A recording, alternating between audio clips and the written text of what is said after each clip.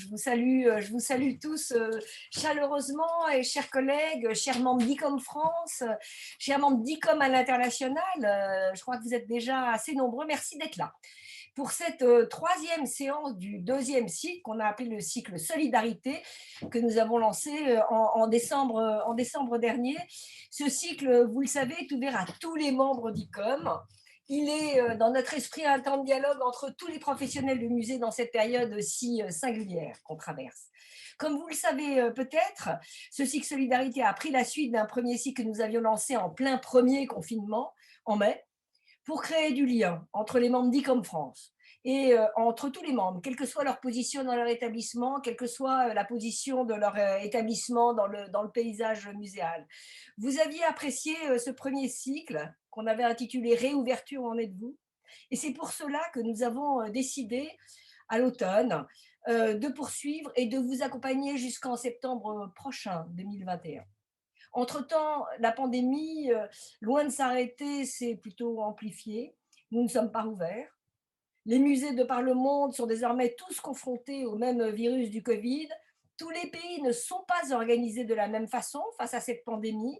Certains ont gardé leurs musées ouverts, d'autres les ont maintenus fermés. Ce que je voudrais souligner, c'est que nous devons être solidaires les uns des autres. Nous vivons chacun chez nous des situations différentes, mais nous savons tous que le musée d'après cette crise, d'après ces longues fermetures de nos établissements, et malheureusement, certains ne rouvriront jamais, ruinés par leur perte de recettes, nous savons que nous aurons à penser ensemble le musée de demain. ICOM, notre organisation à l'international, a été depuis le début de ces crises un atout que je crois vraiment décisif de ce lien entre musées du monde. ICOM a ouvert à l'automne un appel d'offres intitulé Solidarité pour inciter les comités nationaux comme le nôtre et les comités internationaux comme celui d'Echerki, que préside Echerki d'Amali, à s'engager dans des actions communes concrètes. C'est ce que nous faisons aujourd'hui avec ce deuxième cycle.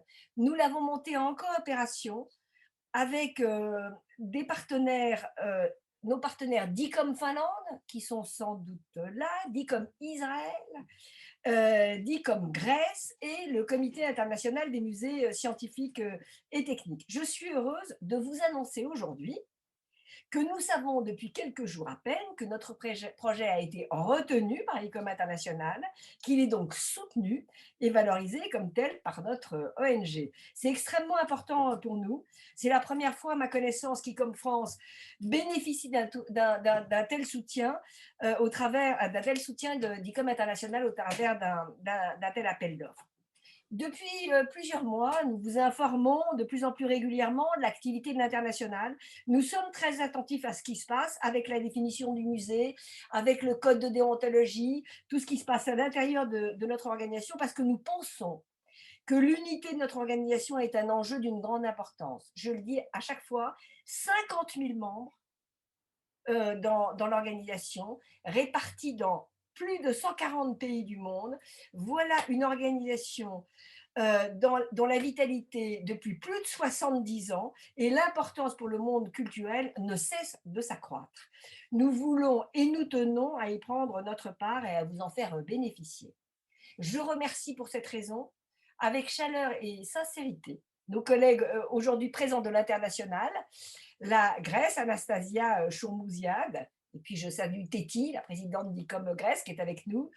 Évidemment, Cherki Damali, cher Cherki, présidente du musée, du comité international du musée scientifique et technique, dont je suis moi-même membre, vice-présidente, et également directeur du très important musée des télécoms de Rabat, au Maroc.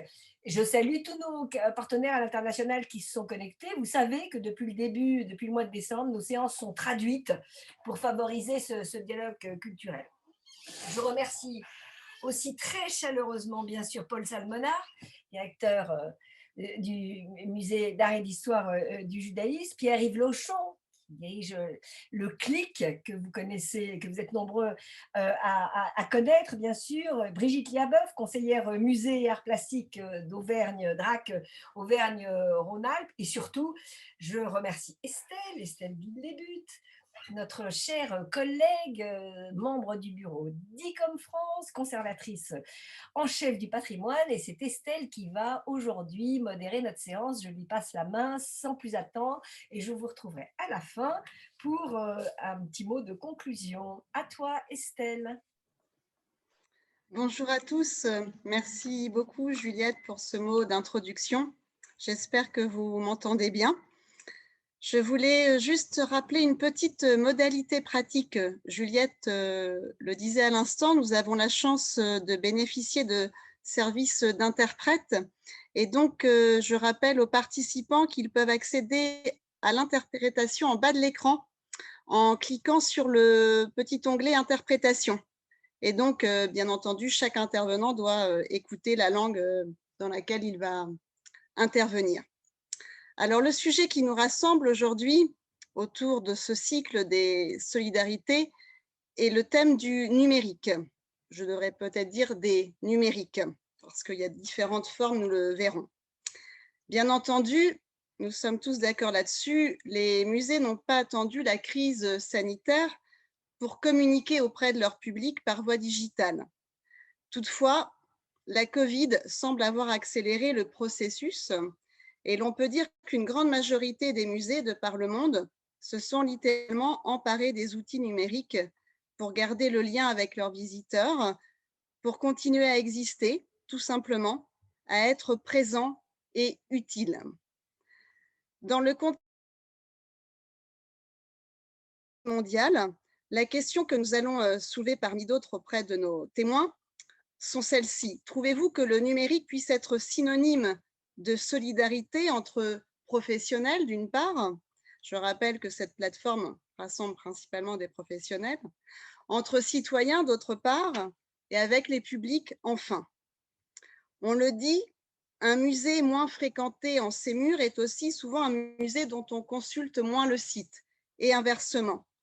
Mais on assiste à une présence de plus en plus visible des musées sur les réseaux sociaux, quels qu'ils soient. Et le ministère de la Culture lui-même a lancé Culture chez nous, plateforme mise en place pendant le confinement. Et par exemple, ce mardi soir, vous pouvez accéder aux coulisses du mobilier national.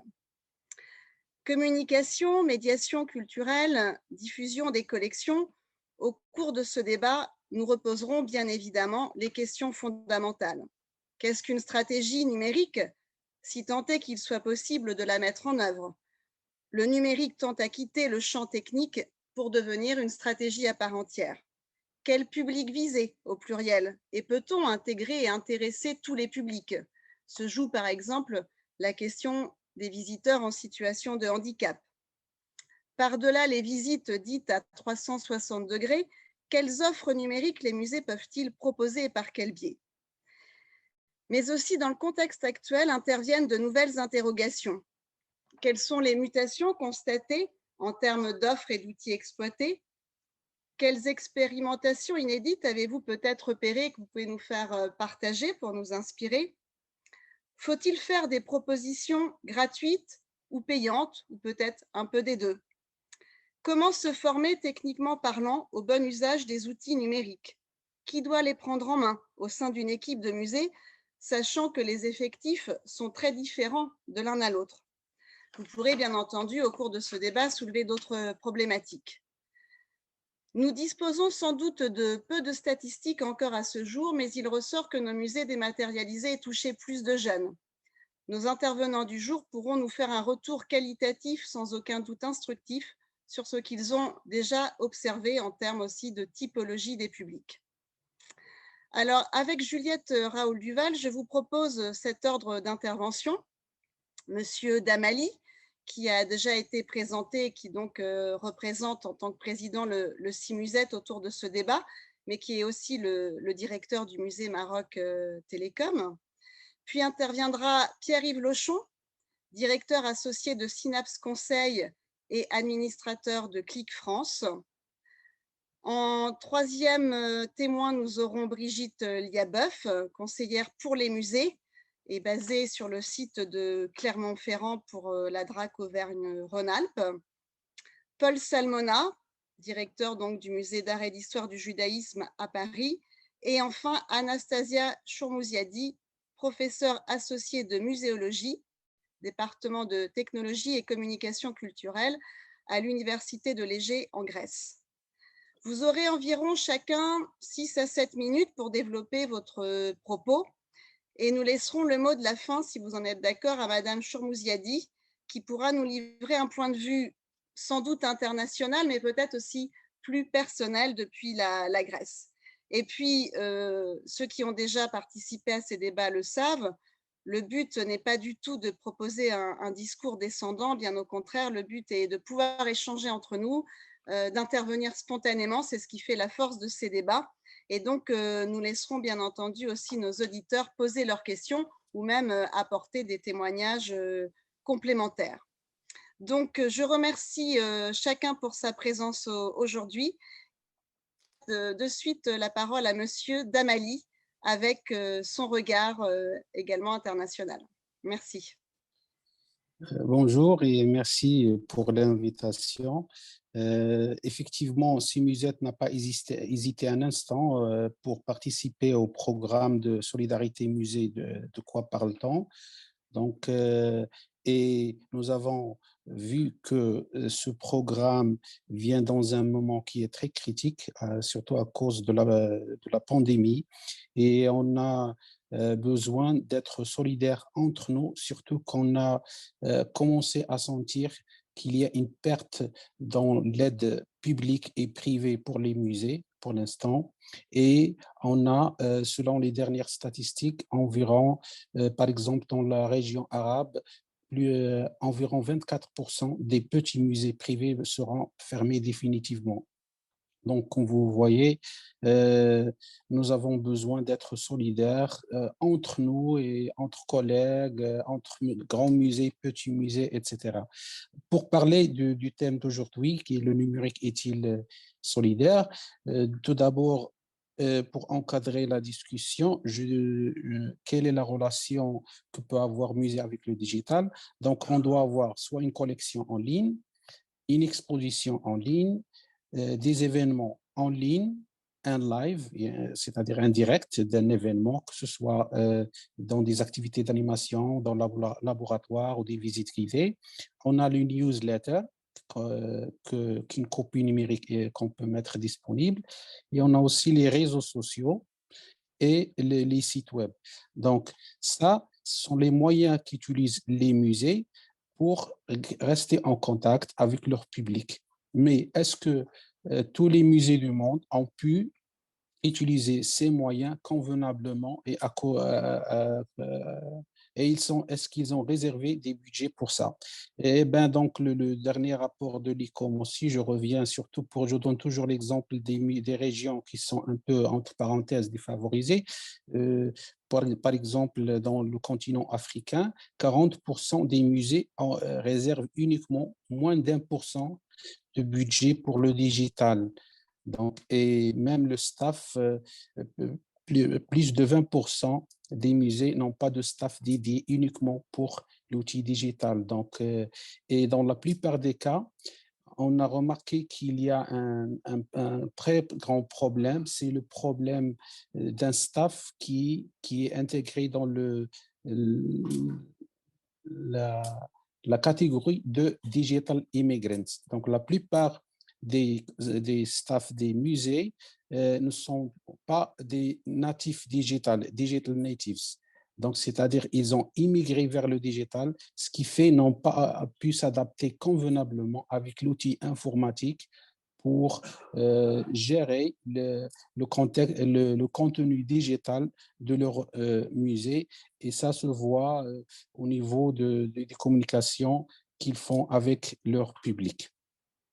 Autre chose, c'est est-ce qu'on a besoin du digital aujourd'hui dans certains pays du monde pour faire connaître le musée ou pour inventorier notre collection? Est-ce que pour nous, il y a des collègues qui disent je n'ai pas besoin de faire le digital pour faire de la publicité ou quelque chose comme ça, mais merci de m'aider à informatiser mes fiches d'inventaire.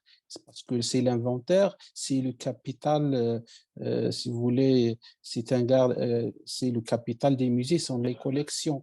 Et si on ne conserve pas dans un outil digital la collection, on peut à tout moment perdre les documents qui sont dans la plupart du temps dans des formats papier ou quelque chose comme ça.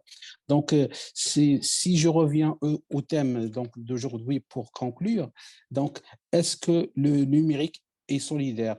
Ben, donc, le numérique, il a une double face. Donc, il peut être solidaire dans le cas où d'un contenu sera gratuit pour le public qui n'était pas avant, qui était avant payant. Par exemple, il y a des grands musées du monde maintenant qui offrent des visites virtuelles et on en profite d'ailleurs, alors qu'avant, il faut payer pour voir certaines collections, etc.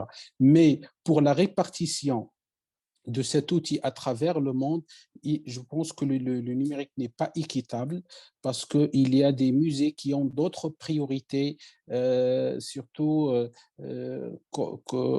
qui sont liées à la gestion de la collection des musées et non pas à l'utilisation du digital pour entrer en communication avec les visiteurs. Merci. Merci beaucoup pour votre intervention et aussi le respect des délais. Donc, sans plus attendre, je cède la parole à Pierre-Yves Lochon, qui pourra peut-être en particulier nous dire ce que devient le numérique dans les musées. Merci. Bonjour. Merci à Juliette pour son invitation à être avec vous aujourd'hui. Parmi les questions suggérées par l'ICOM France et par Estelle dans le cadre de la préparation de ce webinaire, j'en ai retenu uniquement certaines. Et je commencerai par rappeler une idée qui me tient à cœur, mais qui n'est pas encore une évidence pour tout le monde.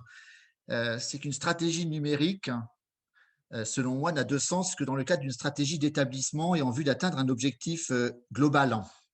Ça peut être la conquête ou le renouvellement d'un public, une meilleure diffusion ou valorisation d'une collection, l'expansion d'une marque ou d'une notoriété, ou pourquoi pas le développement économique ou la génération de ressources propres. Et pour moi, le numérique ne peut être qu'un outil et non pas une fin au service de ces différentes stratégies, mais c'est évidemment un outil essentiel et de plus en plus essentiel. Je voudrais comparer deux chiffres. Aujourd'hui, 78% des Français se connectent à Internet tous les jours et 76% des Français de plus de 14 ans sont utilisateurs actifs de réseaux sociaux. Et j'aimerais comparer ces deux chiffres avec un autre chiffre qui vous concerne évidemment directement, qui est la proportion des Français ayant visité un musée ou une exposition en 2018, selon les données du ministère de la Culture, qui n'est que de 29%, et en plus en baisse de 11 points depuis 1997. Donc on voit d'un côté 75 à 78% de Français connectés, de l'autre côté, moins de 30% des Français qui vont au musée. Alors chaque stratégie que j'ai évoquée auparavant s'adresse évidemment à un public déterminé, et il est incontestable que les outils numériques, type par exemple réseaux sociaux ou podcasts ou visites virtuelles, permettent de mieux toucher une cible plus jeune ou une cible étrangère par exemple. Et dans certains cas, le numérique est évidemment incontournable.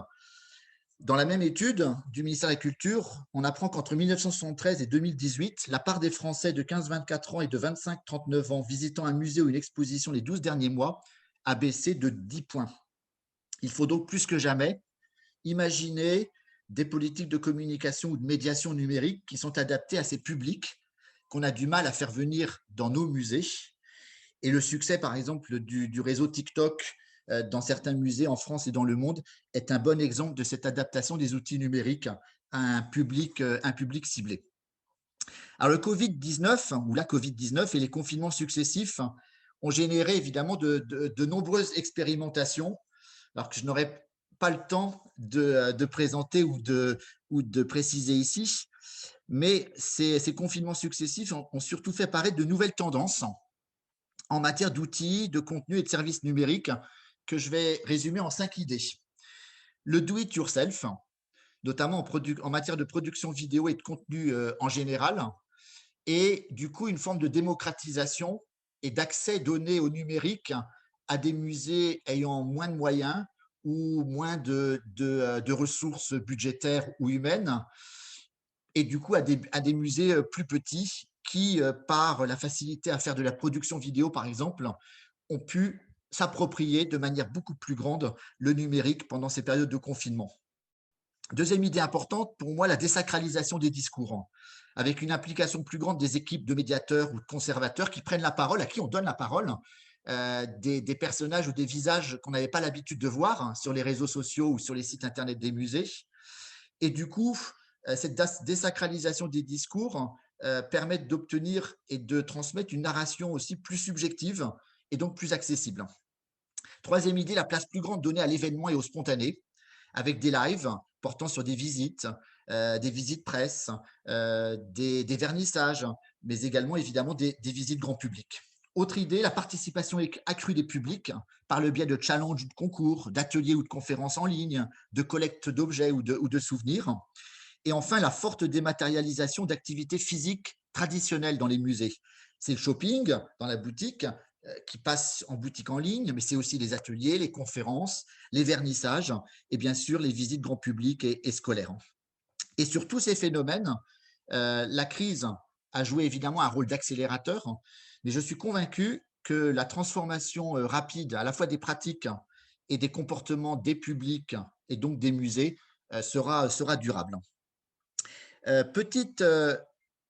Parmi les questions qu'a posées Estelle, figurait la question de la monétisation. Alors pour moi, la question de la monétisation qui revient de plus en plus dans les discussions entre professionnels et dans les expérimentations revient à se poser trois questions.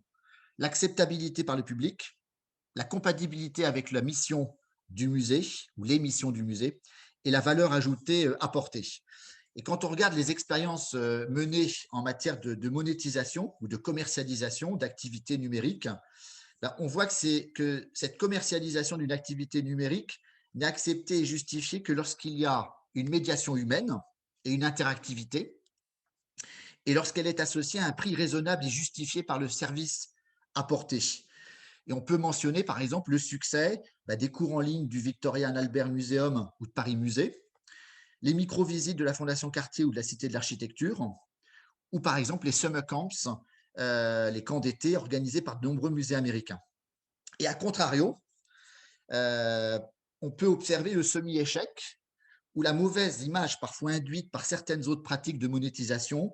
Je pense par exemple à des visites d'expos en vidéo sans interaction, donc un simple flux vidéo non interactif, ou une visite virtuelle 360 sans médiation, ou l'accès restreint à la collection numérique dans certains cas. Et en conclusion, j'aimerais reprendre le titre du webinaire, le numérique est-il solidaire? Et je dirais 2 fois oui. D'abord parce que le numérique favorise évidemment la solidarité entre les professionnels, parce que sa complexité, son évolutivité constante oblige au partage des bonnes et des mauvaises pratiques, et le succès des webinaires d'Ecom France ou du Click France évidemment en témoigne. Et par son essence même, le numérique favorise également la mutualisation. Les initiatives, par exemple, collectives que le Click a pu lancer en 2020 ont rencontré un vrai public. Le Tour de France vidéo des lieux culturels confinés que l'on avait organisé avec une vingtaine de musées et de lieux de culture scientifique en mai sur Facebook a touché plus de 2 millions d'abonnés Facebook. Et l'exposition virtuelle coproduite avec 65 collections françaises a attiré près de 400 000 visiteurs uniques en 7 mois. Donc, le numérique peut également être synonyme de solidarité avec les publics ou entre les institutions et leur public. Et je vous donnerai 2 exemples. C'est par exemple quand les ateliers, conférences ou visites virtuelles permettent de toucher des personnes distantes, confinées, bien sûr, mais également empêchées. Mais c'est aussi quand des opérations de financement participatif permettent de soutenir les artistes, de maintenir à flot des musées en danger ou de lancer de nouvelles activités, par exemple de médiation famille, comme l'a fait récemment le musée du Louvre. Et donc, dans de nombreux cas, le numérique permet de faire rimer musée et solidarité. Merci beaucoup, Pierre-Yves, pour votre témoignage. On pourra aussi y revenir tout à l'heure. Je propose de donner la parole désormais à Brigitte Liabeuf, qui pourra, à travers peut-être l'exemple de la région Auvergne-Rhône-Alpes, nous donner des exemples de terrains, de musées et nous livrer un retour d'expérience en tant que conseillère musée. À toi, Brigitte. Merci Estelle et bonjour à tous. Effectivement, donc c'est une intervention en fait qui va plutôt donner la parole à mes collègues des musées, puisque en fait on est sur cette grande région Auvergne-Rhône-Alpes. Nous accompagnons, on est 2 conseillers pour les musées et nous accompagnons 135 musées de France. Alors moi je dirais en préambule que avant de parler de solidarité, mais du coup je rejoins un peu l'intervention de Monsieur Damali, c'est-à-dire que tous les musées ne sont pas égaux devant le numérique. Nous avons dans nos 135 musées de France aussi bien des musées de renommée nationale et internationale portés par une métropole, une grande métropole, mais aussi un petit musée de territoire qui est porté par une commune de 200 habitants.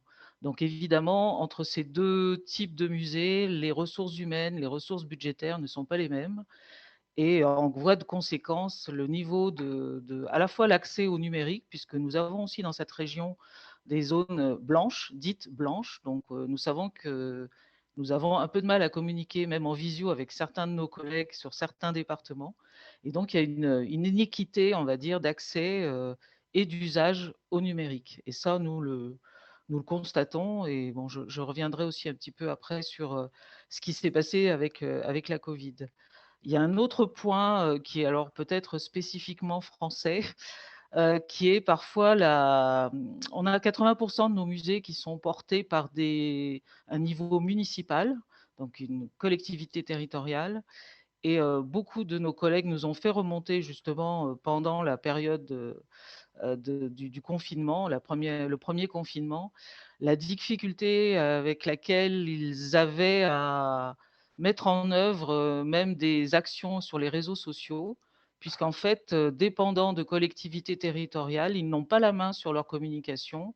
Souvent, ils n'ont pas, s'ils ont un site internet, le site internet est hébergé par la ville en fait ou par le département, et l'ensemble de la communication est géré par un service communication indépendant du musée.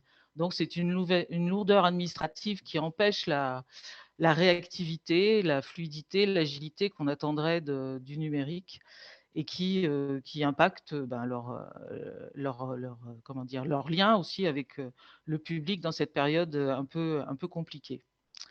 Ceci dit, on a quand même constaté, malgré ces handicaps, je rejoindrai ce qu'a dit Monsieur Lochon, c'est-à-dire à l'échelle de la région, on a constaté que les bons exemples et les plus réactifs venaient plutôt des musées alors, de petite taille ou moyen, qui n'avaient pas forcément les moyens d'avoir une stratégie numérique euh, précédemment, mais qui finalement se sont débrouillés, un peu comme vous le disiez, le do-it-yourself. Et c'est vrai qu'on a vu apparaître notamment des initiatives de médiateurs qui se sont filmés chez eux en faisant des explications sur telle ou telle œuvre de leur musée, en ayant la volonté en fait de continuer un travail de médiation.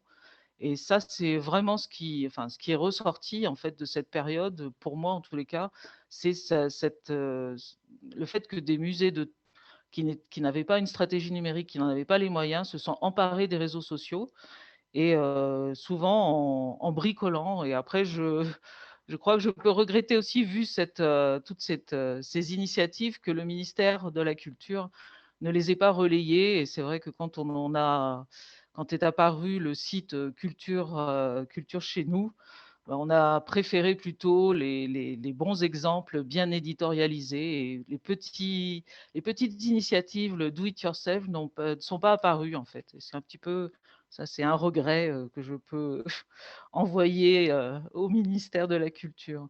Ensuite, sur les contenus de ces outils, alors Instagram surtout, Facebook, YouTube, bon, bah, on les a un petit peu énumérés tout à l'heure, c'est-à-dire on va retrouver les visites, je dirais, des expos temporaires auxquelles on n'a pas accès. On va retrouver des ateliers à destination. Ça, c'était surtout pendant le premier confinement, quand les enfants, leurs parents, beaucoup d'initiatives pour remettre à disposition des moyens pour des ateliers de pratiques artistiques ou de pratiques scientifiques.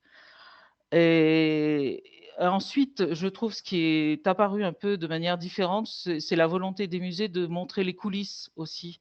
Et on continue à le voir puisque nos musées sont fermés, beaucoup sur, notamment sur Instagram, le montage d'une expo, le démontage d'une expo, les opérations de restauration aussi sur certains objets. Des musées qui habituellement ne communiquaient pas forcément sur leur politique d'acquisition, des petits musées qui ont mis en ligne sur Instagram aussi les dernières acquisitions dont ils ont fait qu'ils ont acquises. Donc une volonté, oui, de montrer les coulisses et de montrer que malgré la fermeture, ben, les musées et les équipes sont encore là et bien mobilisées et ont envie de communiquer avec leur public.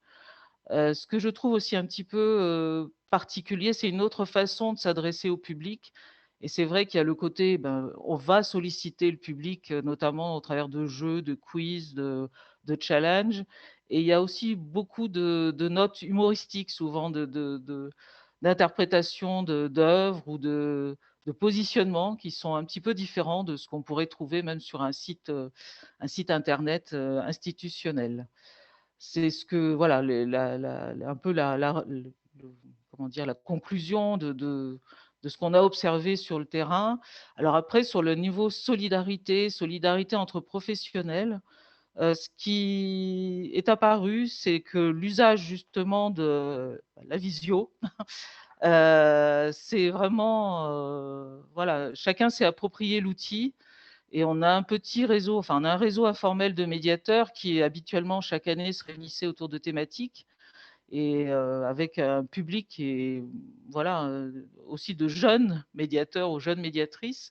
Et j'étais assez surprise de l'interrogation en fait qu'ils et elles avaient sur la possibilité de continuer leurs échanges en distanciel, en numérique. Et en fait, on a eu un retour de leur part puisqu'on a mené des ateliers participatifs à distance sur la politique des publics.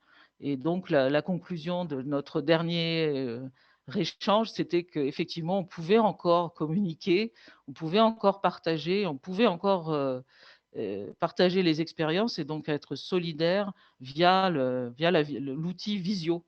Et c'est vrai que bon, c'était quelque chose qui n'était pas dans les pratiques. Et puis, dernière peut-être observation, là, du côté de ce qu'on est, nous, la Direction régionale des affaires culturelles, c'est vrai qu'aujourd'hui, on s'interroge sur notre positionnement et sur comment accompagner ces initiatives actuellement, qui sont les initiatives liées à le travail d'échange avec le public à distance, que ce soit sur des opérations hors les murs ou que ce soit sur l'accompagnement pour les outils numériques à destination notamment de musées qui n'ont pas de gros moyens. Voilà. Merci beaucoup, Brigitte, pour ces exemples auvergnats, lyonnais que tu nous as fait partager. On va mettre le cap sur Paris avec Paul Salmona pour le Musée d'art et d'histoire du judaïsme, qui de fait était déjà très actif avant la crise sanitaire en termes de présence numérique. On vous écoute, Paul Salmona, merci. Merci beaucoup. Merci pour cette introduction. Ce qu'on peut dire d'une manière générale, c'est que donc je n'évoque là évidemment que le musée d'art et d'histoire du judaïsme, hein, qui, pour ceux qui ne le connaissent pas, est un petit moyen musée hein, par rapport aux grands musées de la ville de Paris ou aux musées nationaux. Une trentaine de personnes pour l'équipe culturelle et scientifique, si on laisse de côté la surveillance, qui est évidemment très importante ici. Je dirais que le confinement le premier confinement a été un coup de pied au cul extraordinaire en termes d'usage des outils numériques, qui était déjà assez développé, vous l'avez dit, merci. Notamment, on avait l'intégralité de la collection et de la documentation, enfin une très large partie de la documentation en ligne, trentaine de milliers d'items. Mais évidemment, le confinement et le fait que immédiatement on s'est posé la question de savoir ce qu'on allait faire sur Internet d'une manière générale a été très, très stimulant. Ça a été d'ailleurs l'occasion d'un approfondissement de la connaissance qu'on en avait et de la connaissance qu'on en avait des usages. Un des autres, je vais y revenir évidemment un peu plus en détail, un des très gros avantages, je dirais que ça a eu, c'est que ça a fédéré l'ensemble de l'équipe culturelle et scientifique qui était évidemment éclatée, confinée chez elle, sur le travail, sur ces différents outils. Donc, sur le plan, je dirais, psychologique et comment dire, de la psychologie de l'équipe, ça a été extrêmement positif. Ça a permis énormément d'améliorer l'ensemble de l'offre sur Internet, de mieux mettre en valeur la ressource. Évidemment, et là on répond très directement à votre question sur la solidarité, ça a été une manière de maintenir un lien très important avec le public. Alors le musée de l'art et d'histoire du judaïsme est un musée qui a un public de proximité important. Ça tient au fait que ça n'est pas qu'une collection permanente, c'est aussi une politique d'exposition temporaire assez importante. 6 à 8 expositions par an, un auditorium de 200 places avec une centaine de manifestations par an, un service pédagogique, une bibliothèque et une librairie avec 5000 titres. Donc vous voyez toute une série de pôles en dehors de la collection permanente qui attirent du public dans une logique de proximité. Et donc évidemment, il y a eu une substitution du lien de proximité avec ce public dans l'ensemble de l'offre en ligne. Et qui a été tout à fait essentiel. Alors, qu'est-ce qu'on peut en dire? On a notamment développé tout ce qui était, toute une série de newsletters, de lettres d'information hebdomadaires.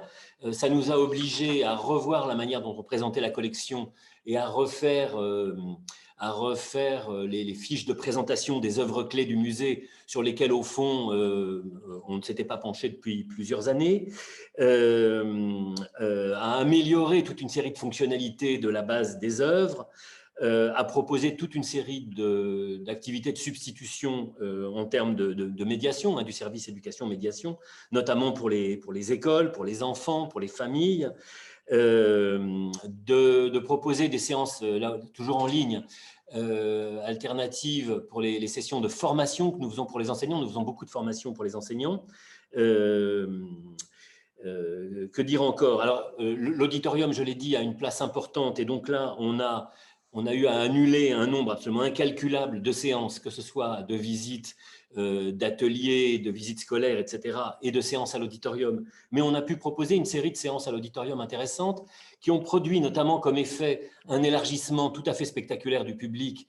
Alors, je ne sais pas en termes socioculturels, mais en tout cas, en termes géographiques. On a notamment, ça a été un de nos grands moments, organisé un dialogue avec Daniel Mendelssohn, l'auteur des Disparus et d'une Odyssée, grand écrivain américain qui parle parfaitement le français. Donc une discussion entre Paris et New York qui a attiré plus de 600 connexions. Je dis bien connexions parce que je pense que derrière chaque écran, il y avait peut-être, en tout cas c'était le cas chez moi, plusieurs personnes. Ce qui est évidemment 3 fois la jauge de l'auditorium qui fait 200 places et 6 fois la jauge en période de confinement, puisque en période de confinement on met 100 personnes. Et surtout, et ce qui est très intéressant, c'est qu'évidemment on avait des auditeurs, spectateurs en région et à l'étranger.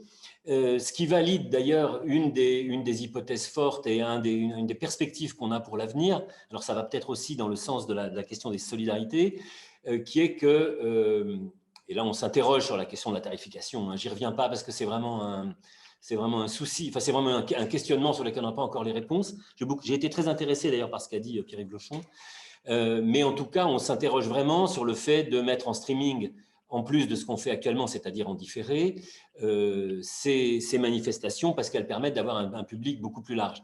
Moi, je me suis longtemps occupé de l'Auditorium du Louvre, dont j'ai été directeur pendant 13 ans, et c'était un des grands regrets que j'ai pu avoir, qu'au-delà des 400 personnes qu'on pouvait toucher physiquement dans la salle, 450 dans le meilleur des cas, on n'ait pas développé très tôt, à partir des années 90, la diffusion la diffusion en ligne, ou au moins la captation et la diffusion a posteriori en ligne, qui permet d'élargir le public, alors qu'évidemment, les grandes institutions nationales ne touchent qu'un public de proximité qui, de fait, est privilégié par sa proximité géographique avec les dites institutions, le Louvre en l'occurrence.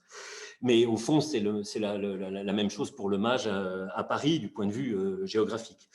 Alors, je ne vais pas rentrer dans plus que ça, mon temps est à peu près écoulé. Juste une dernière chose qu'on ait faite en ligne, parmi bien d'autres, hein, une souscription publique qu'on a lancée en décembre à la suite de l'acquisition de 200 croquis d'audience des procès d'Émile Zola en 1898 et de Dreyfus, le procès en appel de Dreyfus dans le lycée de Rennes. Donc, on a acquis ces dessins pour une cinquantaine de milliers d'euros en toute fin d'année parce qu'on les a découverts dans cette vente au mois de décembre, évidemment sans les crédits afférents, donc sur le fonds de roulement du musée. Et en quelques jours, on a récolté, grâce à une souscription publique essentiellement lancée en ligne, enfin même exclusivement en ligne, plus de 50 000 euros pour couvrir la souscription, ce qui dit évidemment, enfin on le sait, mais le pouvoir d'Internet. Voilà. Je ne développe pas plus, mon temps est écoulé, mais on peut discuter ensuite, bien sûr. Merci beaucoup et bravo pour cette mobilisation autour de vos acquisitions. C'est très impressionnant. Je pense que ça va donner des idées à d'autres des participants présents aujourd'hui. Merci beaucoup.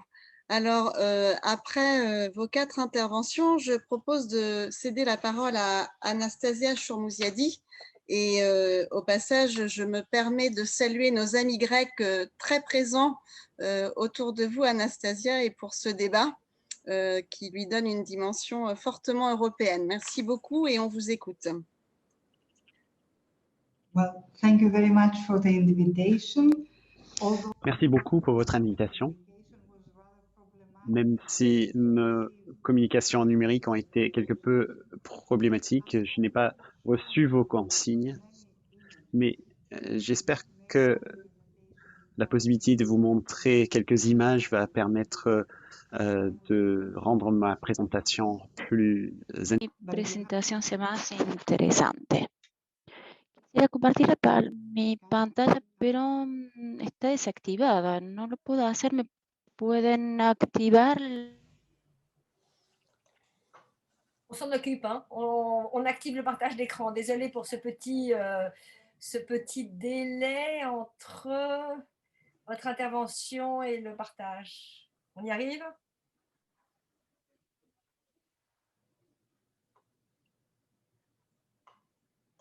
Ah, ça vient. Désolée. OK.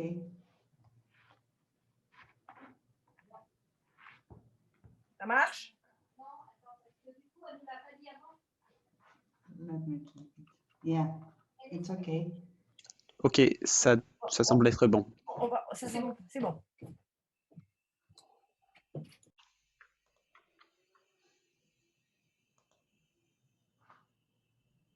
Do you see my screen now? Est-ce que vous voyez maintenant mon écran? Yes, it works. Okay. Well, almost 10 months ago, my Il y a bientôt 10 mois, avec mes collaborateurs, Pauline et moi-même, nous avons cherché à mettre en place une réponse à la pandémie inédite. Au mois d'avril, la société grecque et les musées pensaient que ce confinement devait rester un événement de courte durée. Les citoyens grecs ont démontré qu'ils pouvaient être obéissants aux consignes et ils ont eu des comportements exemplaires. Malheureusement, on ne peut pas dire la même chose pour les musées grecs. Nos recherches ont démontré que la majorité des musées n'ont pas été capables d'utiliser des moyens alternatifs, c'est-à-dire des moyens numériques, pour continuer de communiquer auprès de leur public.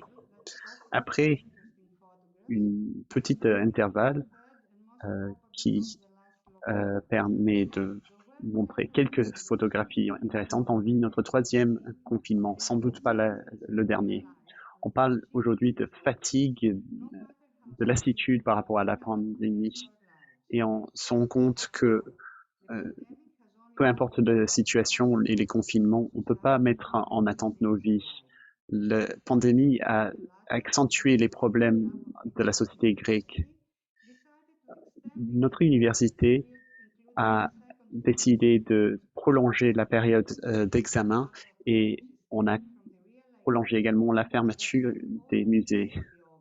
On se rend compte que à la fin de la pandémie, on ne peut pas revenir à la normale.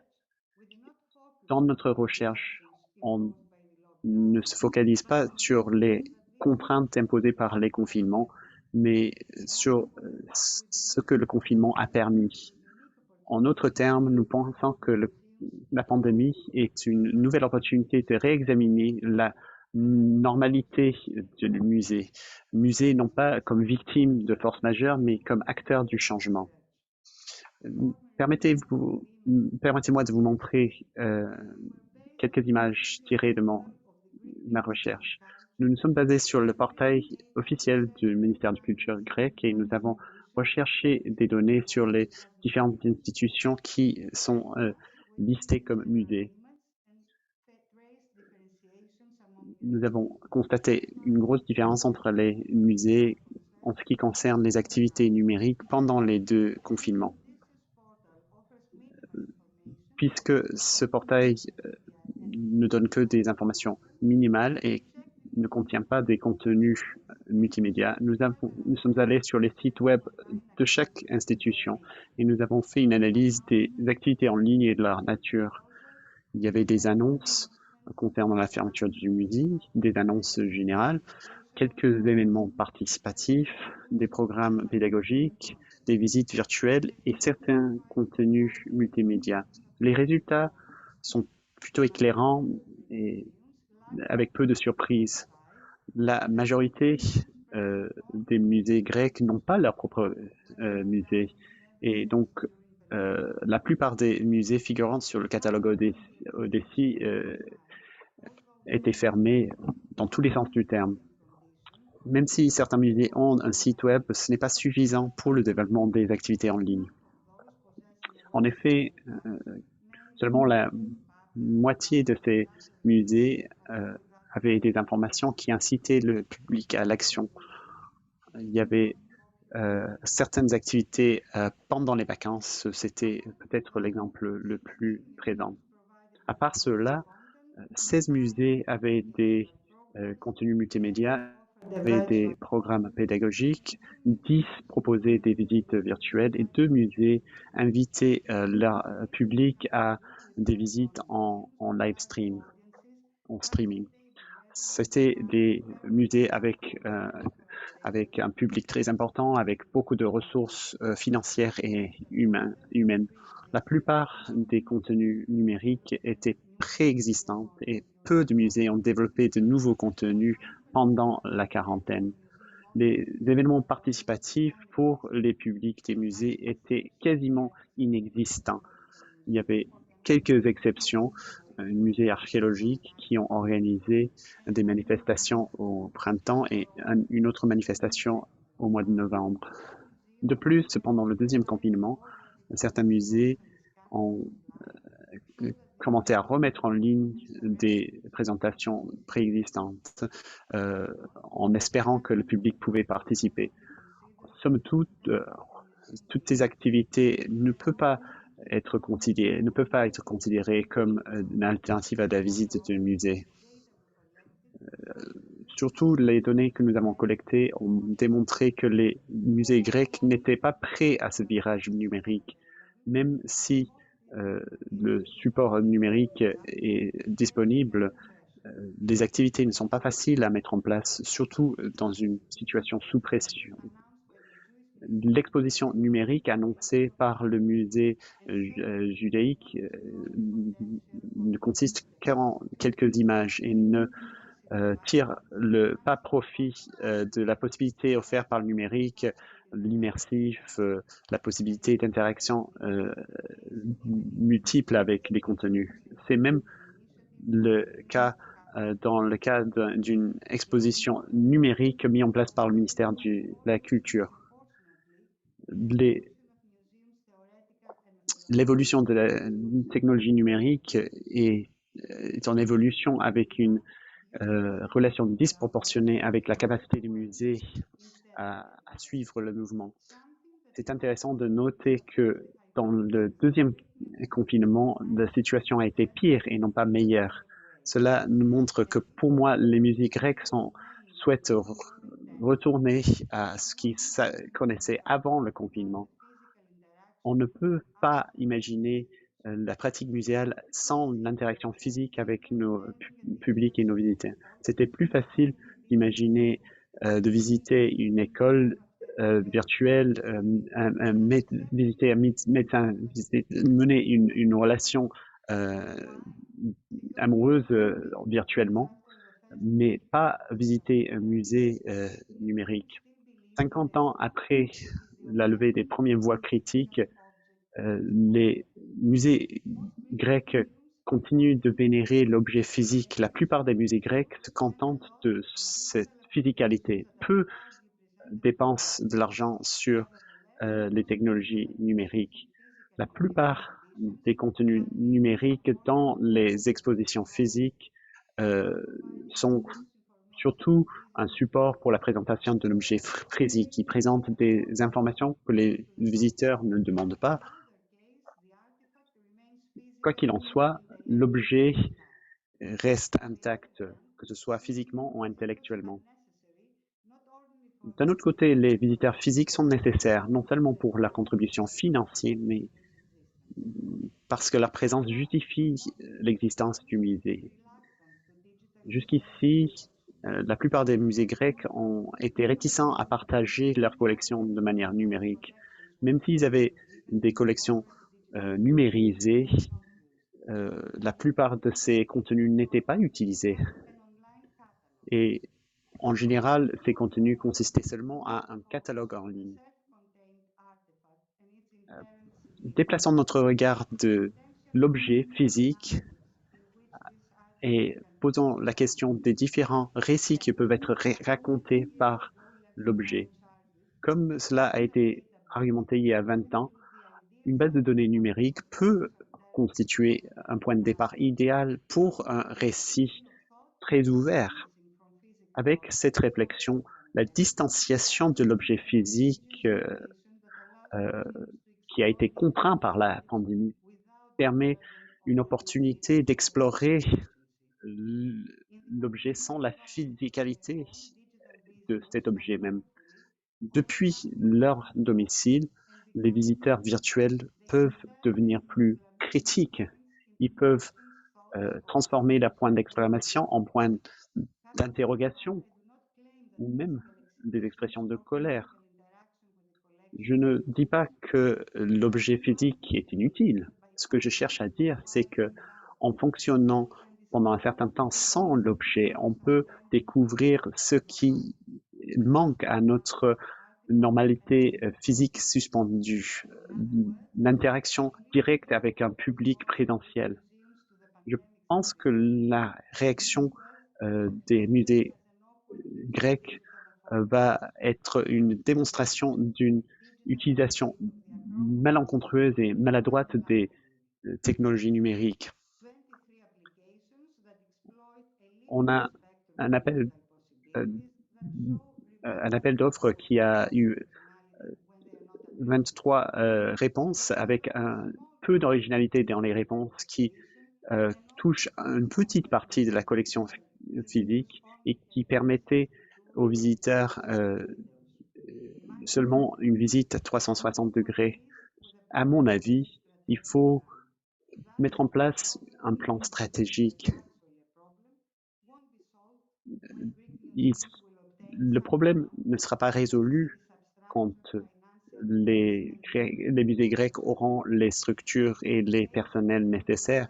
Le problème sera résolu quand nous pensons à réfléchir autrement. Peut-être que le numérique est le vaccin pour la souffrance des musées, mais le processus de vaccination en Europe ne tend pas à démontrer une très grande solidarité. Je vous remercie pour votre attention.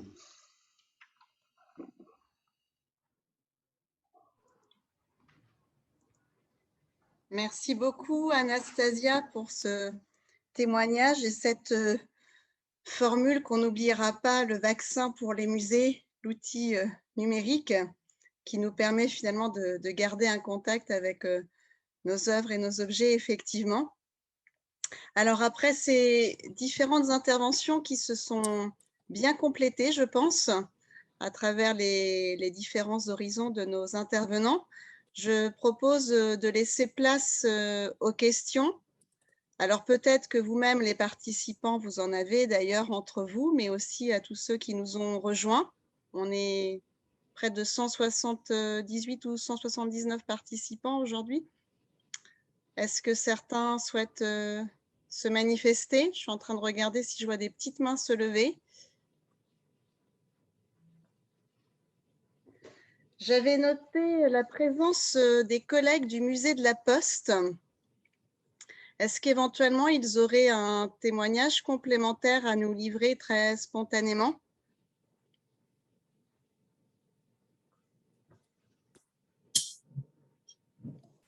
Oui, bonjour. Bonjour. Alors,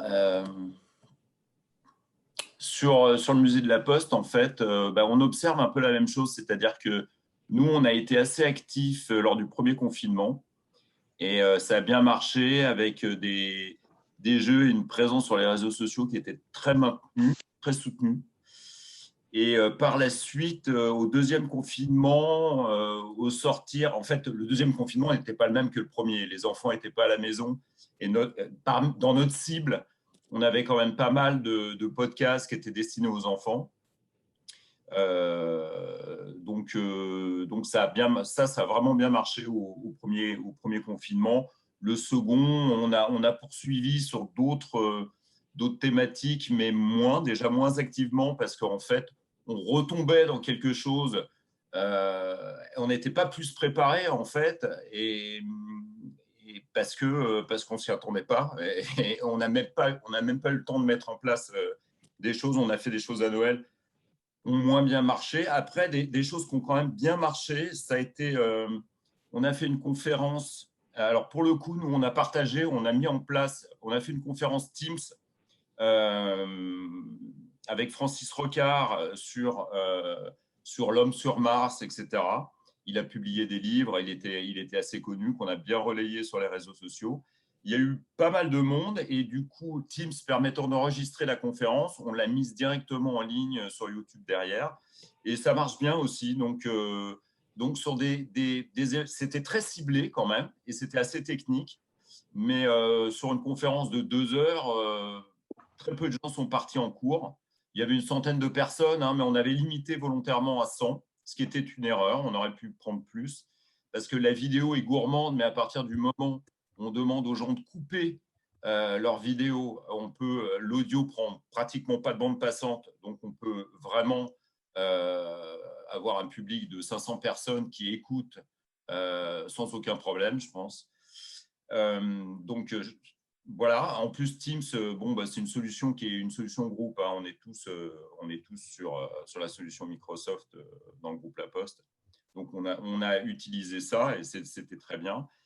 Quelque chose qui a bien marché aussi, ça a été l'exposition Rêver l'univers. Nous, on a eu un problème avec cette exposition, c'est qu'en fait, elle a ouvert en septembre et donc elle a fermé là, début février. Et en tout, il y a eu 2 mois d'ouverture, pas plus. Et on a eu la bonne idée de faire un film avec les artistes qui s'expriment sur leurs œuvres, qui l'expliquent, parce que c'est vrai qu'il y a certaines œuvres qui demandaient un éclairage de l'artiste. Et cette vidéo, ce film même, qui dure 20 minutes à peu près, qui a été pas mal relayé. Alors, dans les médias traditionnels, puisque c'était dans je ne sais pas comment ça s'appelle, le petit journal dans Télérama, le journal Paris Télérama, mais ce qui a bien marché là, c'est qu'à la fermeture donc, de l'exposition et dans la perspective de ne plus pouvoir la voir, on a fait une opération sur les réseaux sociaux pour promouvoir ce film, donc qui est en accès gratuit sur notre plateforme YouTube. Et là, on a totalisé, on va atteindre 5000 vues de cette vidéo, qui est une vidéo qui n'est pas exigeante en soi, qui emmène quand même dans une pérégrination qui est plutôt sympa. Mais voilà, donc on joue là-dessus. Là, c'est vrai que si ça devait durer, nous, on déprogramme. On a une prochaine exposition qui va venir, donc c'est à la Pointe de l'Art, qui repose beaucoup sur l'art du timbre, en fait, et qui devait commencer en mars. On la reporte déjà en avril. Et on s'interroge sur comment faire vivre tout ça sur Internet. Alors, on cherche des solutions. Nous, pour l'instant, on est sur un modèle de gratuité sur le numérique. On n'a pas encore, on ne pense pas encore faire des… il y avait Louvre-Lens qui avait été très actif sur des expositions gratuites, enfin des visites guidées gratuites. Nous, on envisage de faire la même chose. Sur le modèle payant, on n'y est pas encore, je pense. Mais on y réfléchit. Voilà.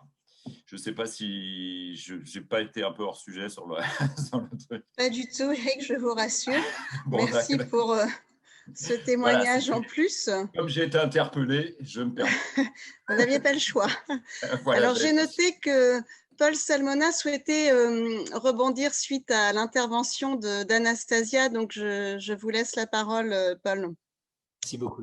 Non, très rapidement, dans une période de fermeture des musées, il me semble que l'ensemble de l'offre qu'on peut avoir sur Internet et les réseaux sociaux a un rôle palliatif. En revanche, et donc très utile. En revanche, je ne crois pas du tout qu'en dehors de ces périodes de fermeture, ça soit une alternative à la visite physique. Et alors, je voudrais juste revenir à un colloque organisé au Louvre en 1992, fin 92, qui s'intitulait « Nouvelles images et muséographie », où la question, à un moment où les réseaux sociaux n'existaient pas, où on pouvait à peine faire du streaming son et même pas du streaming image, la question qui se posait était de savoir si la mise en ligne des bases de données, des collections, aurait un effet d'éviction sur la visite physique ou au contraire un effet de stimulation de la visite physique. À l'époque, un certain nombre de penseurs pensaient que le musée du futur était un musée en ligne et que les musées physiques n'avaient aucun avenir, ce en quoi, c'était le cas notamment de François Dagonier, ce en quoi il se mettait, je crois, le doigt dans l'œil jusqu'à l'hypophyse, parce qu'au contraire, ce qu'on a constaté, c'est que plus la documentation sur les collections est accessible, plus les musées sont visités. Je crois que c'est comme ça qu'il faut concevoir l'ensemble de notre offre en ligne, c'est-à-dire comme un prolongement documentaire, pédagogique, de médiation, mais qui de facto, parce que c'est ce qu'on constate, suscite de la visite physique. Les œuvres ne sont pas des images, elles ont un volume, une texture, un format, etc. Et elles ne sont pas réductibles à un écran à l'italienne rétroéclairé d'ordinateur. Et donc, je crois qu'il n'y a pas d'inquiétude à avoir sur le fait d'être en ligne. Au contraire, ça suscite de la visite physique et c'est comme ça qu'il faut le penser, me semble-t-il. Sans parler évidemment de tout ce qui est tout ce qui est l'activité du musée qui n'est pas réductible à la visite des collections ou des expositions temporaires et qui, alors, par définition, se prête bien à la mise en ligne. Merci Paul pour cette réaction et cette précision. Claire Paluet du musée Malraux du Havre souhaitait poser aussi une question et solliciter des retours de musées ayant proposé des visites privées en visioconférence par un médiateur culturel pour les mécènes ou autres publics. Et elle souhaitait savoir aussi quels moyens techniques sont à portée de main finalement pour les petites structures. N'hésitez pas Claire à compléter si j'en ai oublié.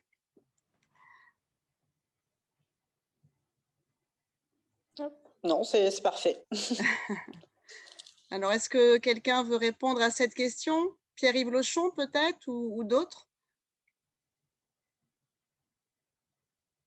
Je ne sais pas si Pierre-Yves Lochon a des choses générales à dire. Pour ce qui concerne le MAGE, nous l'avons fait, si j'ai bonne mémoire, sous forme de Facebook Live. Et comme on faisait payer, et pour valoriser un peu la visite, il y avait un numerus clausus d'une 30aine de personnes qui se voyaient entre elles et pouvaient pouvez poser des questions au médiateur et ça a été très, très apprécié. C'était un tarif symbolique de l'ordre de quelques euros. Oui, je peux compléter la réponse de M. Salmona. Alors, il y a de plus en plus de musées qui proposent cette offre. Alors, d'un point de vue solution technique, pour répondre à la question de Claire, il y a des possibilités d'utiliser, comme le disait M. Salmona, des solutions, on va dire, des outils grand public. M. Salmona évoquait Facebook Live qui peut faire ce genre de visite et qui peut les monétiser. On peut le faire évidemment sur Teams, sur Zoom. Il y a également des startups qui ont lancé des solutions un peu ad hoc. Je pense à celle qui est utilisée par exemple pour la fondation Louis Vuitton que j'ai évoquée dans ma présentation, qui est un mélange d'exploration vidéo 360 et d'interaction en direct avec une médiatrice dans le cadre d'un groupe d'une quinzaine, d'une douzaine de personnes. Et il y a d'autres startups qui proposent aussi ce genre de solution. Il y a une autre solution qui est d'associer une visite virtuelle en 360 avec un partage d'écran sur Zoom ou sur Teams. Donc, d'un point de vue technologique, il y a vraiment beaucoup de choses actuellement sur l'étagère, des solutions qui sont très, très faciles à utiliser et gratuites dans certains cas, dans d'autres cas qui nécessitent un partenariat ou de passer par une prestation de service par des entreprises. Mais la technique n'est pas le problème aujourd'hui puisqu'il y a vraiment toutes les solutions disponibles pour proposer ce genre d'expérience. Et sur les retours, la question de Claire sur les retours des musées, ce que je disais dans ma présentation, c'est que les musées qui ont commencé à le faire en monétisant, donc en facturant ces visites, que ce soit à la Cité de l'Architecture, que ce soit à la Fondation Louis Vuitton, rencontrent un vrai succès puisque leurs sessions de visite sont quasiment toutes pleines. Et la Fondation Louis Vuitton, par exemple, dans le cadre de l'exposition Sherman, a dû augmenter le nombre de sessions de visite numériques en groupe de son exposition et a même prolongé ses visites virtuelles alors même que l'exposition était officiellement fermée et a négocié avec l'artiste pour pouvoir faire des visites au-delà de l'exposition physique. Donc, et ça, c'était pour répondre à une demande. Et on était on est dans les deux cas, Cité de l'Architecture ou Fondation Louis Vuitton, sur des gammes de prix très similaires, entre 5 et 6 euros la visite par personne. Donc, on est sur des sommes extrêmement raisonnables pour proposer ces alternatives numériques à l'impossibilité de faire des visites physiques aujourd'hui. Merci à tous les deux pour ces réponses. Yvan Matevé souhaitait également intervenir, donc je le laisse se présenter et poser sa ou ses questions. Merci, je serai rapide. Moi, je travaille au musée site archéologique de Saint-Romangal. Voilà, donc je travaille avec Brigitte Liabeuf. Donc, c'était simplement pour insister un petit peu sur quelque chose qui me paraît important, effectivement. Je travaille dans un musée qui est un musée départemental. Et effectivement, le problème qu'a évoqué Brigitte tout à l'heure est assez fondamental pour de nombreux lieux, c'est-à-dire effectivement la liberté que nous avons nous-mêmes de cette communication. Alors, je ne vais pas entrer dans ce détail-là, je vais prendre juste un exemple pour vous montrer un peu la difficulté. Nous avions donc des activités, comme tout le monde, programmées. Nous avons souhaité faire une captation, la diffuser. Ça nous a pris pas mal de temps, de validation, mais ça, je laisse de côté, c'est assez habituel pour que ce soit diffusé sur le site du musée et sur le Facebook du musée et du département. En revanche, nous avons eu, et je crois que c'est quelque chose qu'il est bon de savoir, très peu, entre guillemets, de regardeurs, tout simplement parce que ces actions sont sûrement superbes comme ça, mais si elles ne sont pas communiquées en amont et si on ne sensibilise pas de nouveaux publics à ces nouvelles formes d'activité et ces nouveaux médias, on ne récolte pas forcément le résultat des efforts que l'on veut mettre derrière. Donc, je voulais juste pointer du doigt cette nécessité, me semble-t-il, de communiquer aussi pour toucher d'autres publics que notre public habituel. Puisque même si le site du musée a une fréquentation qui est tout à fait honorable, on touche en réalité, en tout cas ces expériences qui nous le montrent, un public plutôt de conquis, un public plutôt de spécialistes, plutôt archéologues, plutôt étudiants. Et lorsqu'on fait un pas de côté avec une visite dansée, qu'on fait un pas de côté avec un spectacle de contes, etc., on ne touche pas le public qui est le public familial, le public de proximité qui a l'habitude de venir au musée. Donc, il me semble que c'était juste pour ajouter ce point. Toute l'énergie que l'on met là-dessus ne suffit pas s'il n'y a pas une communication pour faire connaître ces nouvelles activités. Merci Yvan pour cette précision. Je me fais le porte-voix désormais d'une question posée par Cécile Dutheil. Est-ce que le numérique solidaire, ce n'est pas aussi comment les institutions culturelles, musées et bibliothèques en particulier, viennent au chevet des lecteurs, des visiteurs et des chercheurs, notamment par la mise à disposition et la libre réutilisation, autant que possible, du patrimoine numérisé et des données de la recherche? Est-ce que certains souhaitent réagir?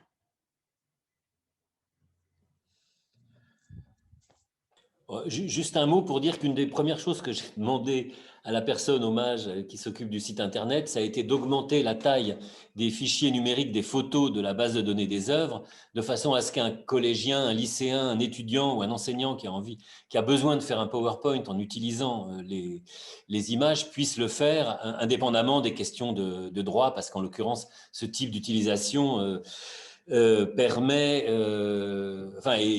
comment dire, il y a une très grande tolérance en matière de réutilisation des images quand c'est des utilisations non commerciales. Mais c'est vrai que il est rare qu'on ait des formats satisfaisants sur les bases de données images d'un certain nombre de musées. Les textes peuvent toujours se copier-coller d'une manière ou d'une autre. Les images, c'est souvent plus complexe. Merci. Cherki, est-ce que vous souhaitez rajouter quelque chose de votre côté? Oui, je voudrais juste parler d'un autre côté qui n'a pas été évoqué durant le débat. C'est rien ne conteste l'importance du digital, mais la sécurité. La sécurité informatique. Donc, si vous ne nous assurez pas une sécurité informatique à vos données, vous risquez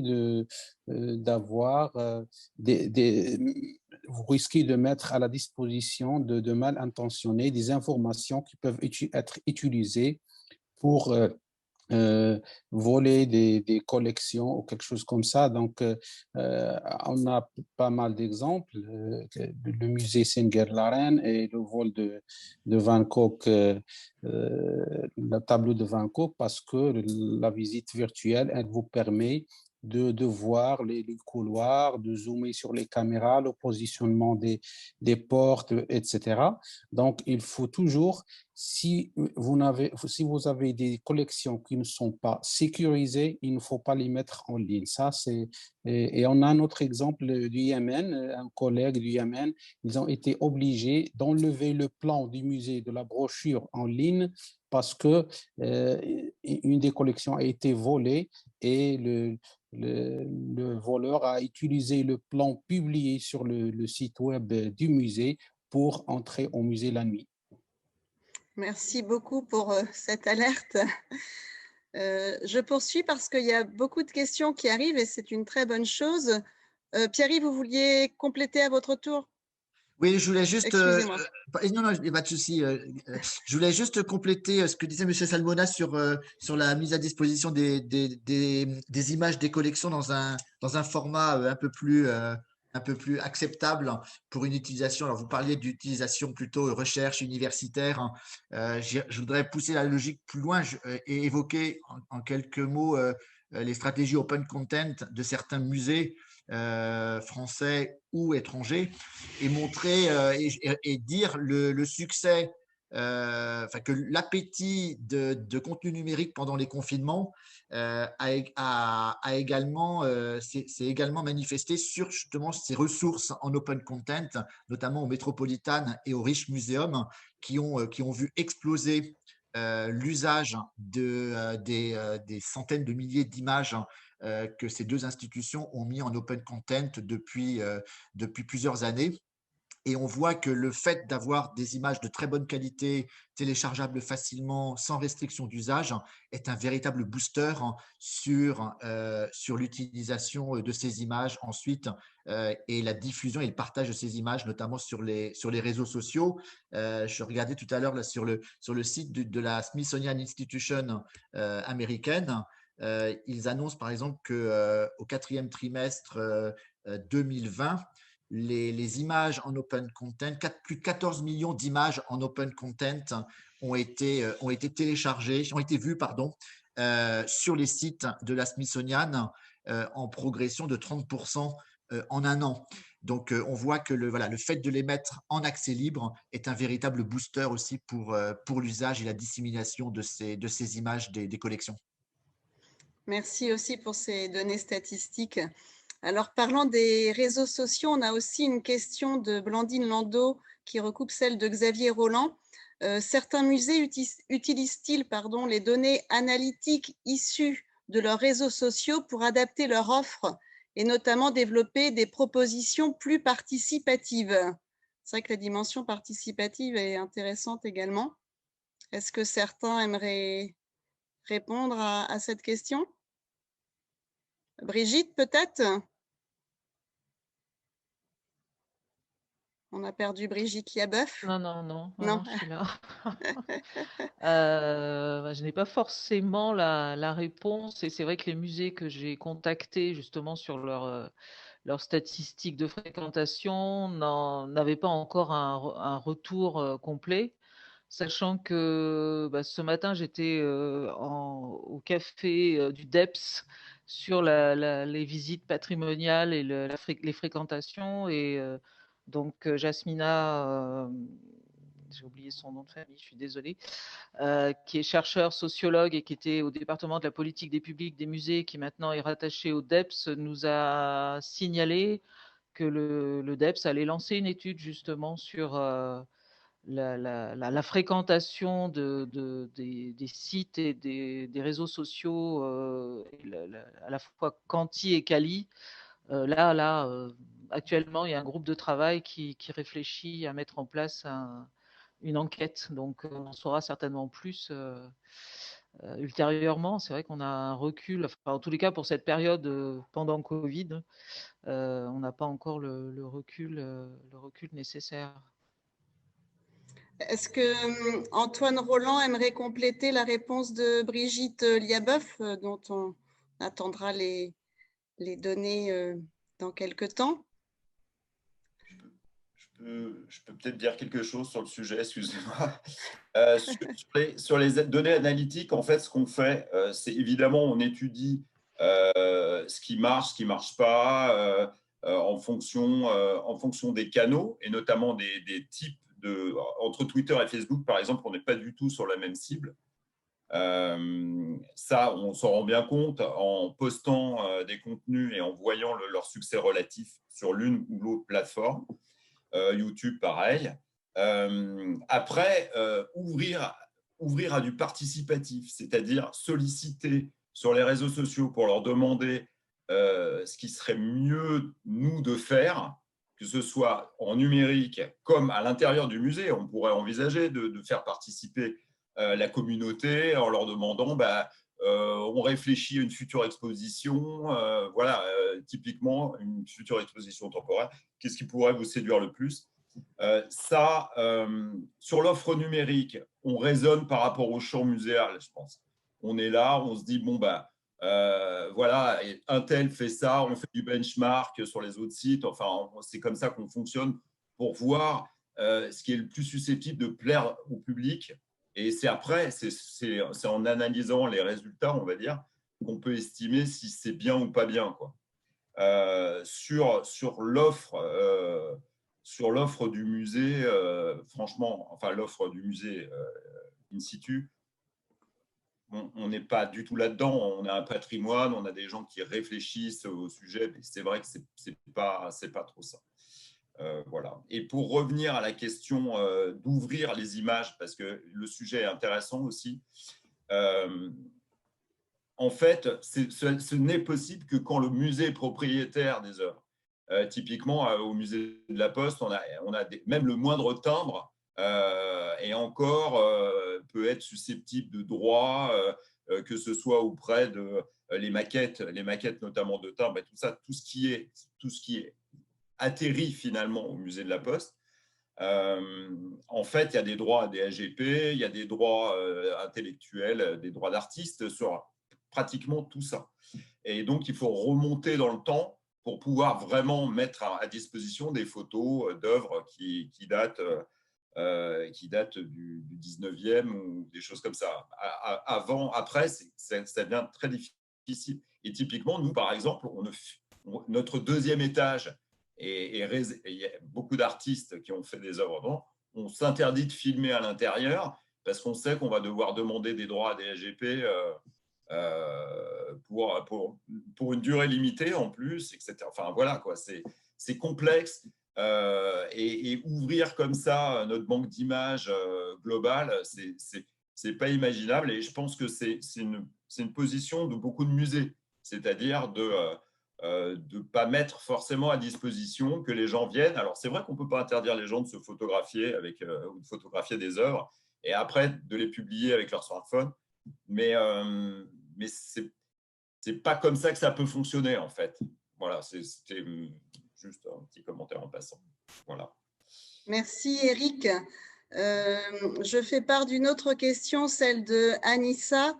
Comment les petites structures muséales peuvent-elles être visibles virtuellement sans dévoiler toute leur collection, mais plutôt inciter à la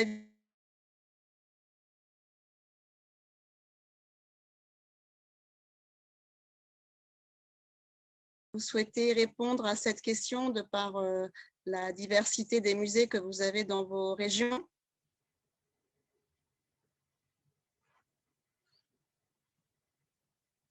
Brigitte, tu veux compléter par rapport à ce que tu as dit tout à l'heure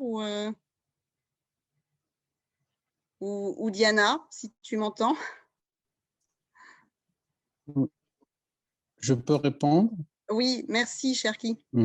Oui, donc pour les petits musées, effectivement, donc il y a plusieurs solutions qui se posent. Donc pour créer une page dans un réseau social, c'est gratuit, mais l'important pour ces petits musées, c'est l'accompagnement du staff qui va s'occuper de cette page ou de ce contenu. C'est ça ce qui est important. Mais l'outil, il est gratuit, donc même si rien n'est gratuit, l'outil, il est gratuit, mais ce qui est important pour ces petits musées… Je crois que nous avons perdu Cherki.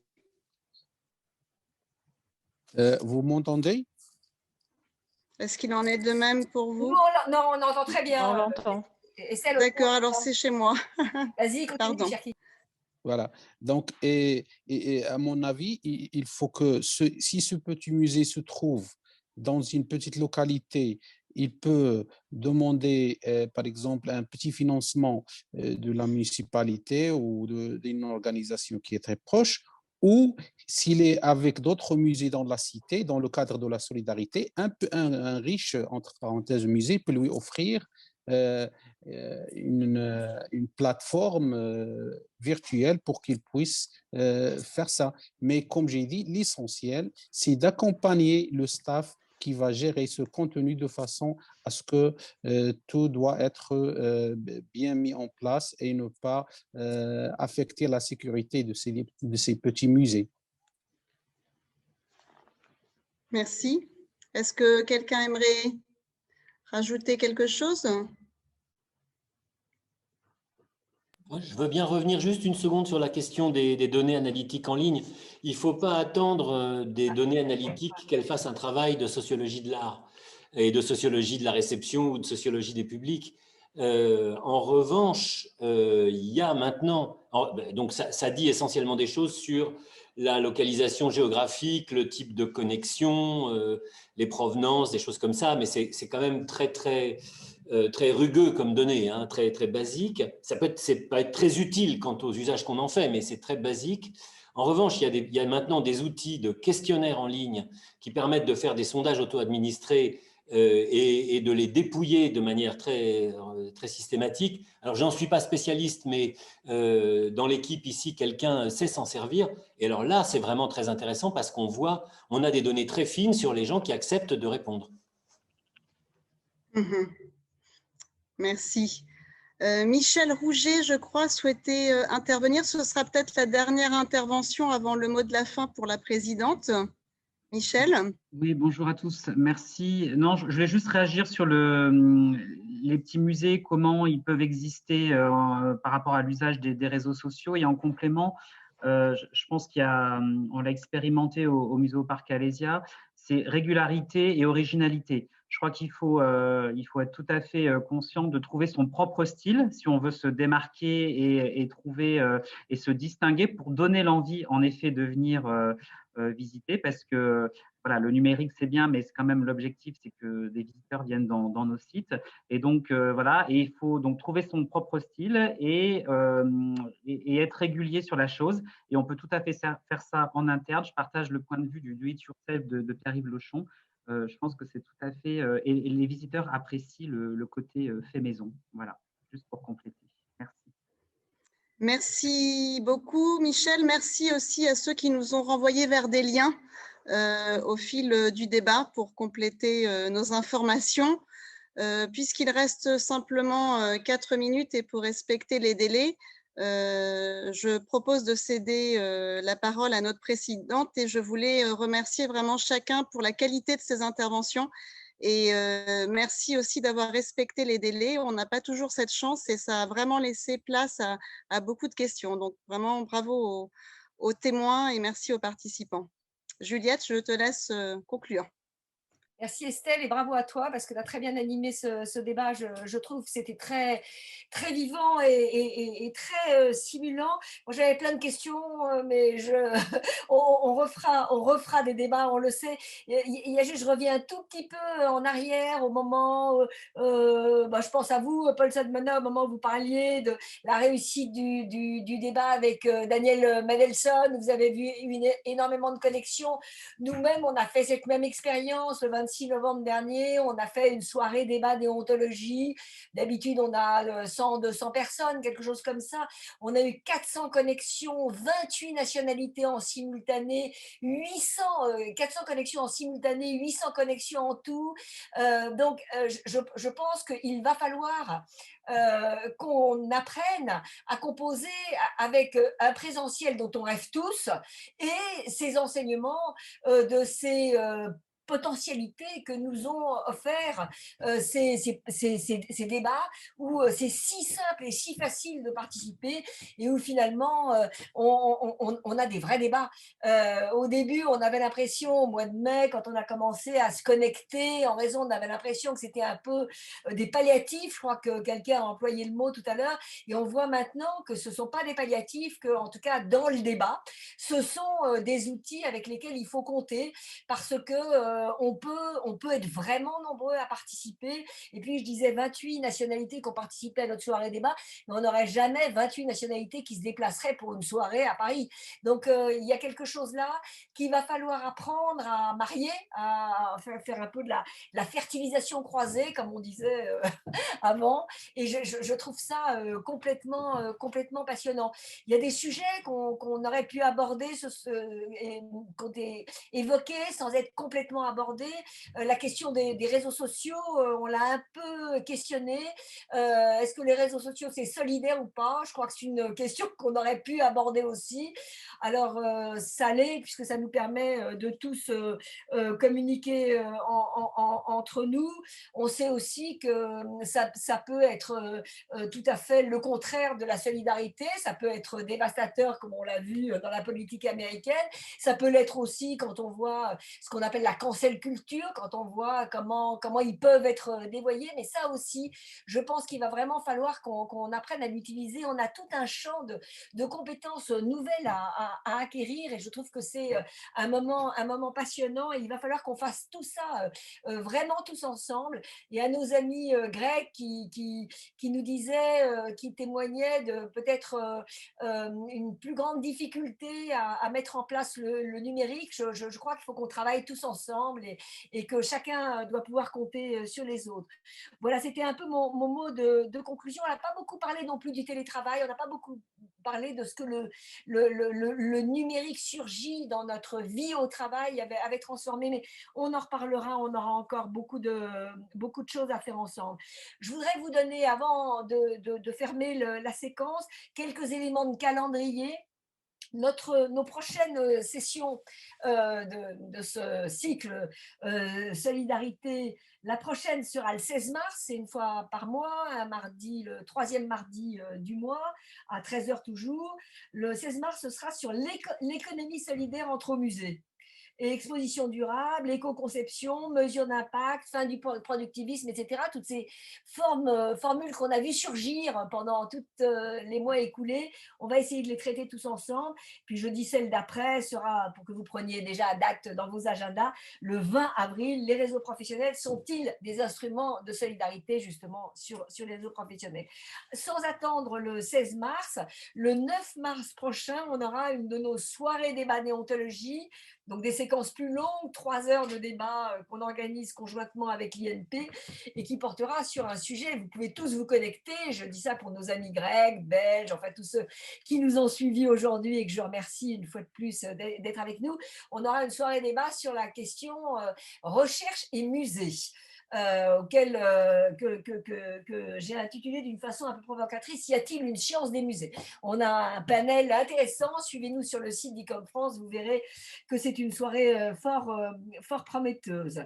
Dans les éléments de calendrier que je voulais aussi vous donner, la semaine dernière, lundi dernier,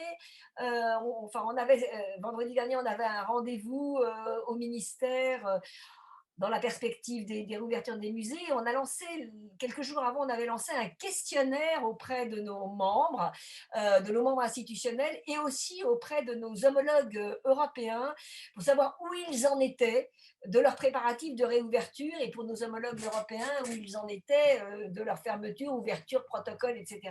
Et je voulais vous dire là aussi, surveillez le site d'ICOM France parce qu'on va mettre en ligne dans les jours qui viennent la synthèse des 97 réponses qu'on a eues en quelques jours de nos collègues nationaux et des 26 comités européens qui ont répondu et nous ont distribué leurs protocoles que d'ailleurs on peut mettre en ligne et qui peuvent être utiles pour plusieurs d'entre vous.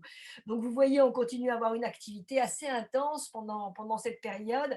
J'allais presque dire plus intense que jamais parce qu'effectivement, un Zoom par mois, des séquences où on arrive à connecter 400, 500 personnes, tout ça restera, quoi qu'il arrive, une période vraiment étrange pour nous tous et où la créativité a été, je pense, au rendez-vous pour les musées sans aucun doute.